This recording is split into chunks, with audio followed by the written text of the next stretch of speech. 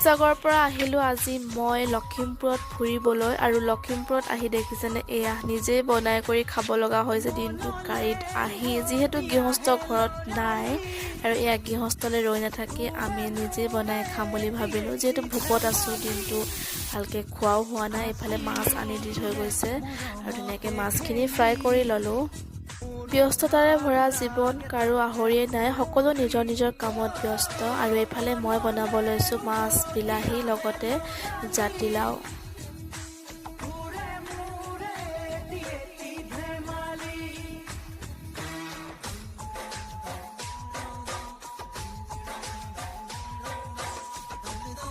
ফালে মোৰ মাছৰ সৈতে জাতিলাও আঞ্জা ৰেডি হৈ গ'ল তাৰ পাছত মাহীয়ে ভাজিলে ফ্ৰেঞ্চবিনৰ সৈতে আলু আৰু এইফালে শেষত মই ভাজি ল'লোঁ মাছৰ পেটুৰ লগত ভাত ভাজি আৰু ৰাতিৰ ভাত সাজ খাবলৈ সকলোৱে বহি ল'লোঁ আজিলে বাই